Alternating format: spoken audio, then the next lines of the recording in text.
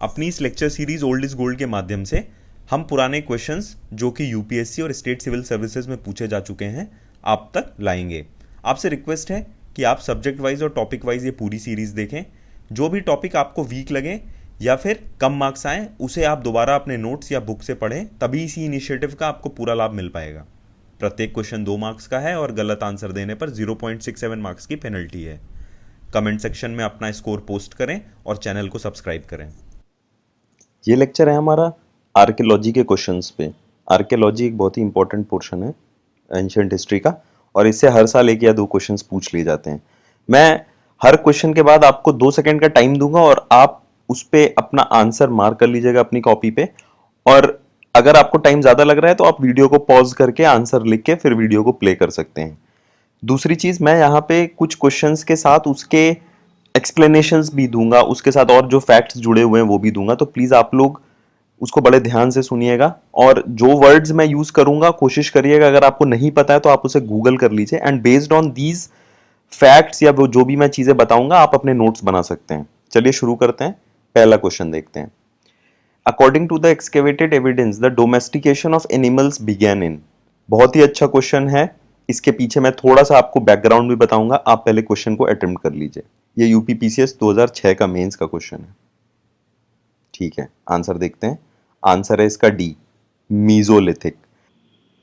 दोस्तों मुझे पता है कि ये मीजोलिथिक, नियोलिथिक, पैलियोलिथिक, कैल्कोलिथिक, इन सारी एजेस में लोगों को थोड़ा कैटेगराइजेशन और समझने में प्रॉब्लम होता है, तो आइए इसको थोड़ा सा डिटेल में समझ लेते हैं। हमारी जो टाइमलाइंस है वो बेसिकली पैलियोलिथिक से शुरू होती है। ठीक है, पैलियोलिथिक, मीजोलिथिक, फिर नियोलिथिक आता है। तो आप याद रखना ऐसे कि PMN, पैलियोलिथिक, मीजोलिथिक, नियोलिथिक। ठीक है, और नियोलिथिक के बाद फिर इंडस वैली सिविलाइजेशन आता है।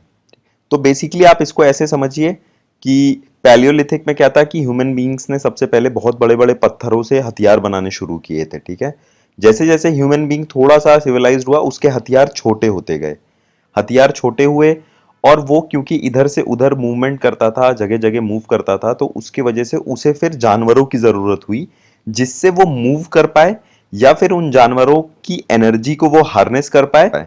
तो सबसे पहले पैलियोलिथिक, उसमें ह्यूमन बींग्स को कुछ भी नहीं पता था, सिर्फ टूल्स बनाने पता था। उसके बाद मीजोलिथिक, टूल्स छोटे हो गए जिनको हम माइक्रोलिथिक टूल्स भी बोलते हैं, और ह्यूमन बींग थोड़ा सा प्रोग्रेस किया, उसने एनिमल्स का डोमेस्टिकेशन शुरू किया। उसके बाद आता है नियोलिथिक एज।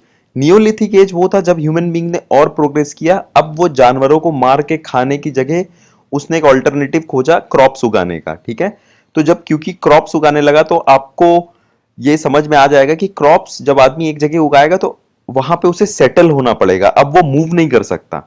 जब वो क्रॉप्स उगाने लगेगा तो उसकी देखभाल करना होगा, उसमें खाद वगैरह डालना होगा, उसमें पानी देना होगा, इरिगेशन करना होगा, तो वो वहां पे रहने लगा। इस पीरियड को, नियोलिथिक पीरियड को हम नियोलिथिक रेवोल्यूशन भी बोलते हैं। रेवोल्यूशन इसलिए बिकॉज आदमी ने एक बहुत बड़ा रेवोल्यूशन किया था, उसने नेचर को हार्नेस किया था। हार्नेस मतलब उसने नेचर को डोमेस्टिकेट किया था। अब उसके बाद जब उसकी फसल की प्रोडक्शन शुरू हुई तो अब उसको स्टोर करने के लिए जगह जरूरत पड़ी, जगह की मतलब कहां स्टोर करे। उसके बाद निर्माण हुआ पॉटरी का। ठीक है, अब नियोलिथिक के बाद इंडस वैली सिविलाइजेशन आता है, तो इंडस वैली सिविलाइजेशन या फिर नियोलिथिक एज से ही आपके वेसल्स, जो भी पॉटरी का आविष्कार हुआ है ना, पॉटरी में क्या था, आदमी स्टोर कर सकता था चीजें। तो इस क्वेश्चन के लिए इतना काफी है। नेक्स्ट क्वेश्चन पे आते हैं। Evidence of pit dwelling has been obtained from. बहुत अच्छा क्वेश्चन है, 2 सेकंड का टाइम लेते हैं। ओके, आंसर देखते हैं। आंसर है इसका ए, बुर्जा होम। देखिए ये ऐसा आपको फोटो में मैंने दिखा रखा है, ये जो एक पिट है, पिट मतलब गड्ढा होता है, गड्ढे में लोग रहते थे उस टाइम पे। बुर्जा होम एक बहुत ही इंपॉर्टेंट साइट है, जम्मू एंड कश्मीर में प्रेजेंट है। बुर्जा होम के रिगार्डिंग 2 फैक्ट्स बहुत इंपॉर्टेंट है। पहला है पिट ड्वेलिंग, गड्ढों में लोग रहते थे। दूसरा, वहां पे जो कब्र बनती थी वहां पे आदमी के साथ कुत्तों को भी दफनाया जाता था, है ना। पेट्स का बहुत इंपॉर्टेंट रोल था उस टाइम पे। तो बुर्जा होम से रिलेटेड ये जो फैक्ट्स आप एकदम याद रखिएगा। एक फैक्ट और आप याद कर सकते हैं, बुर्जा होम एक नियोलिथिक साइट थी। ठीक है, नियोलिथिक किसके पहले आया था, इंडस वैली सिविलाइजेशन के पहले आया था, और मीजोलिथिक के बाद आया था। ठीक है, Palaeolithic, mesolithic, Neolithic, Indus valley, और नियोलिथिक में बुर्जा होम, मेहरगढ़, चिरांद, ये साइट्स हैं। नेक्स्ट क्वेश्चन की तरफ मूव करते हैं। Evidence of बरीइंग the dog with human body, ये अभी हमने जस्ट डिस्कस किया, बहुत ही इंपॉर्टेंट क्वेश्चन है ये। बुरजा होम, ठीक है, बुरजा होम जम्मू एंड कश्मीर में प्रेजेंट है, जहां का दूसरा फीचर एक क्या था, जहां पे हम आदमी पिट्स में रहता था, गड्ढों में रहता था, ठीक है। नेक्स्ट क्वेश्चन देखते हैं। In chalcolithic period people of Maharashtra buried their dead under the floor of their houses in the following orientation. बहुत ही इंपॉर्टेंट क्वेश्चन, आंसर देखते हैं। इसका आंसर है ए, नॉर्थ से साउथ डायरेक्शन में, ठीक है। आज भी ये बहुत सारी सोसाइटीज में प्रेवेलेंट है। इवन जब आदमी रात में सोता है अपने बेड पे, तब भी ये चीजें प्रेवेलेंट है, किस पोजीशन में सोना चाहिए, ठीक है। तो इसका एक साइंटिफिक एज वेल एक हिस्टोरिकल सिग्निफिकेंस है।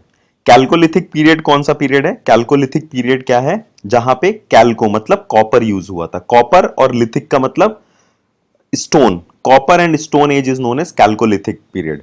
अब इसकी थोड़ी सी हिस्ट्री फिर से देखते हैं, क्रोनोलॉजी। सबसे पहले कौन सा, रिपीट करिए मेरे साथ। सबसे पहले पैलियोलिथिक, फिर उसके बाद मीजोलिथिक, फिर उसके बाद नियोलिथिक, फिर उसके बाद इंडस वैली सिविलाइजेशन, ठीक है, जिसमें जिसको ब्रॉन्ज एज भी बोलते हैं, ठीक है। तो ब्रॉन्ज एज को इंडस वैली सिविलाइजेशन भी बोलते हैं, और कैल्कोलिथिक एज जो है वो सिर्फ कॉपर एज थी, ठीक है। तो ब्रॉन्ज एज और कॉपर एज की आप एग्जैक्ट क्रोनोलॉजी नहीं डिसाइड कर सकते कि कौन पहले था कौन बाद में था, लेकिन इंडस वैली सिविलाइजेशन जो है जिसमें ब्रॉन्ज एज आया था, वो थोड़ा सा पहले था कैल्कोलिथिक एज के या फिर कॉपर एज के। देखिए यही रीजन है कि इंडस वैली सिविलाइजेशन को अर्बनाइजेशन बोला जाता है या फिर एडवांस सिविलाइजेशन बोला जाता है, बिकॉज उन्होंने ब्रॉन्ज का यूज किया। ब्रॉन्ज कॉपर और टिन का एलॉय है, ठीक है। कॉपर और टिन का एलॉय एक जगह यूज हो रहा है और एक जगह कॉपर यूज हो रहा है, तो जहां पे एलॉय यूज हो रहा है ऑब्वियसली वो सोसाइटी ज्यादा डेवलप्ड होगी, ठीक है। इसीलिए हड़प्पा जो है वो कैल्कोलिथिक एज से थोड़ा सा आगे था, समझ में आ रहा है, क्योंकि उसने एमलगमेशन या फिर एलॉय मेकिंग सीख ली थी। तो आप एग्जैक्ट कैल्कोलिथिक और ब्रॉन्ज एज की एग्जैक्ट क्रोनोलॉजी नहीं बता सकते। कहीं कुछ एरियाज ऐसे थे जहां पे कैल्कोलिथिक पहले आया, ब्रॉन्ज एज बाद में आई। कुछ एरियाज ऐसे थे जो कोर आपकी हड़प्पा मोहनजोदाड़ो जो core Indus valley civilization sites है, वहां पे ब्रोंज पहले आया, कॉपर बाद में आया, ठीक है। और कुछ साइट्स ऐसी थी जहां पे चीजें पैरेलल यूज हुई, मतलब कहीं एक गांव में ये यूज हो रहा है, उसी के नेक्स्ट लेट से 20 गांव आगे कुछ और यूज हो रहा है। आई होप ये समझ में आ रहा है। नेक्स्ट क्वेश्चन देखते हैं। Ochre coloured pottery was Christian art, very important question. Potteries मैंने आपको बताया, पॉटरीज का ओरिजिन कब था? नियोलिथिक टाइम, जब आपके पास क्रॉप्स उगने लगी थी, जब आपने क्रॉप्स को या नेचर को डोमेस्टिकेट कर लिया था। अब ओक्रे कलर्ड पॉटरी जो है वो किससे रिलेटेड है?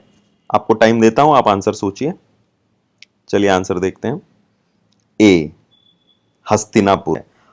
ओक्रे कलर्ड पॉटरी जो पाई जाती थी वो गैंगेटिक प्लेन्स में, गंगा के प्लेन्स में मिलती थी, और उस सिविलाइजेशन को घग्गर हकरा भी बोलते हैं, ठीक है। ये बहुत ही इंपॉर्टेंट है। ओसीपी जहां भी आए आप ध्यान रखना, OCP is associated with Hastinapur, ठीक है। हस्तिनापुर या गैंगेटिक प्लेन्स या गंगा का प्लेन जिसे बोलते हैं, या फिर घग्गर, घग्गर हकरा जिसको सभ्यता बोलते हैं, उससे एसोसिएटेड है, ठीक है।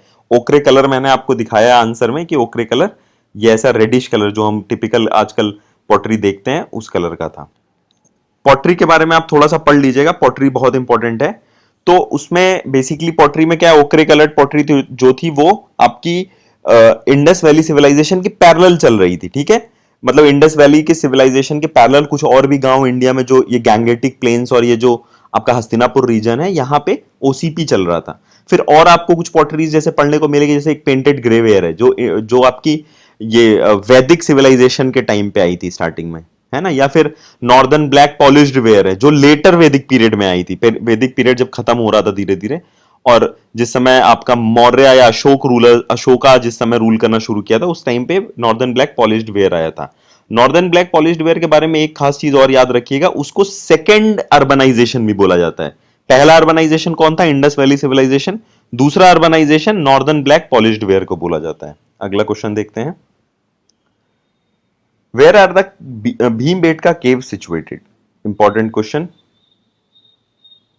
आंसर देखते हैं। आंसर है डी, ये रायसेन डिस्ट्रिक्ट है, ये भोपाल से लगभग 50-60 किलोमीटर आगे है, वहां पे सिचुएटेड है। देखिए आप देख सकते हैं भीमबेटका केव की एक दीवार का फोटो लिया गया है।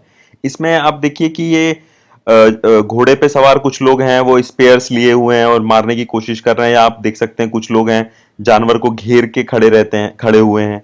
तो ये क्या है, ये उस टाइम का है जब ह्यूमन बींग्स को लेजर टाइम या खाली टाइम मिलने लगा था और वो अपनी जो रोजमर्रा की जिंदगी होती थी उसको डिस्क्रिप्शन और दीवार पे करने लगा था या पेंटिंग के फॉर्म में करने लगा था। नेक्स्ट क्वेश्चन देखते हैं।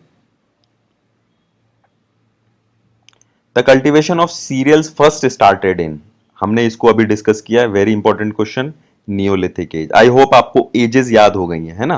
पैलियोलिथिक, मीजोलिथिक, नियोलिथिक, ठीक है, पैलियो, मीजो, नियो। और वो मैंने पहले क्वेश्चन में आपको वो पूरी टेक्नोलॉजी के बारे में बताया था कि पहली पैलियोलिथिक में बड़े स्टोन्स यूज होते थे, मीजो में उससे छोटे स्टोन्स हुए जिनको हमने माइक्रोलिथ्स भी बोला, और उसी के साथ साथ डोमेस्टिकेशन ऑफ एनिमल शुरू हुआ, और नियोलिथिक एज में हमने क्रॉप्स को उगाना शुरू किया जिसके बाद पॉटरी का आविष्कार हुआ। नेक्स्ट क्वेश्चन की तरफ मूव करते हैं। भीमबेटका इज फेमस फॉर, ये आई होप सब लोग कर लेंगे। आंसर देखते हैं इसका, रॉक पेंटिंग्स, ठीक है, रॉक पेंटिंग जिसका फोटो अभी हमने लास्ट क्वेश्चन में देखा था। आगे बढ़ते हैं। Ash mound is associated with neolithic site at, ठीक है, आंसर देखते हैं इसका। आंसर इसका संगनकल्लू। संगनकल्लू नियोलिथिक साइट है कर्नाटका में, ठीक है। ये बहुत इंपॉर्टेंट क्वेश्चन है।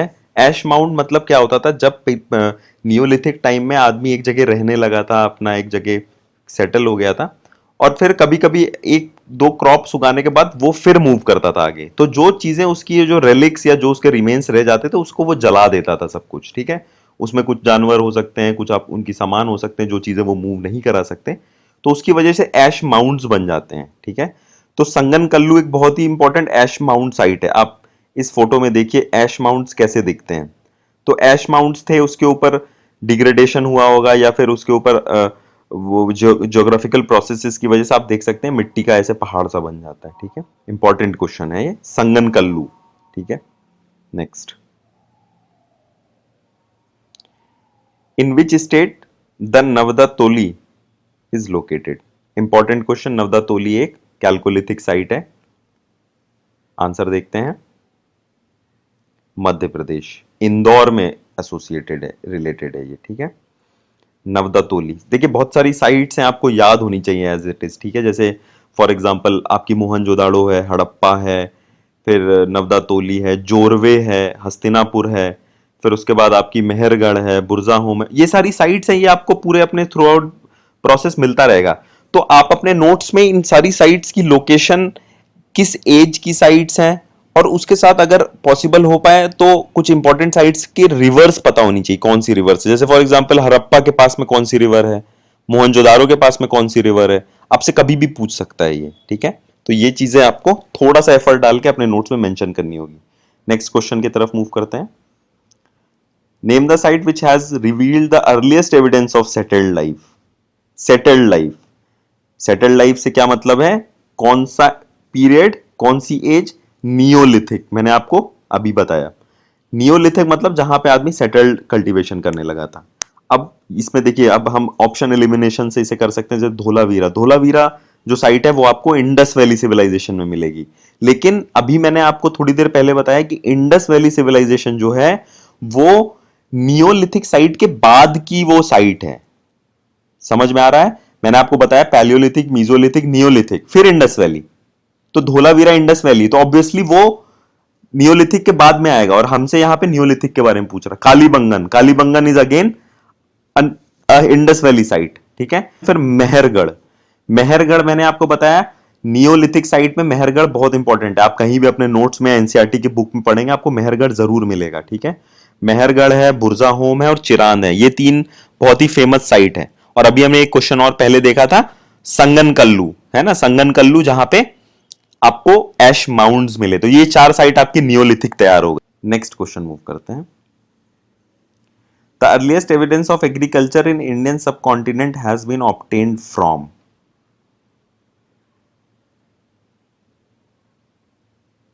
चलिए आंसर देखते हैं, क्या आंसर होना चाहिए आपको। अभी जस्ट ये क्वेश्चन अभी रिपीट हुआ है। आंसर क्या है? मेहरगढ़। ये नियोलिथिक साइट है और पाकिस्तान के बालूचिस्तान में है मेहरगढ़। ठीक है, देखिए नियोलिथिक मैंने आपको 3 साइट्स या 4 अभी बेसिकली बताई, तो उसमें भी जो सबसे पहले जहां पे सेटल्ड कल्टीवेशन शुरू हुआ वो क्या है? मेहरगढ़। ठीक है, बहुत ही इंपॉर्टेंट क्वेश्चन है। तो आज के क्वेश्चंस यहाँ पे खत्म होते हैं, हम नेक्स्ट सेट ऑफ क्वेश्चंस के साथ जल्दी ही हाजिर होंगे। प्लीज चैनल को सब्सक्राइब करें ताकि आपको नोटिफिकेशंस मिलती रहें। Thank you.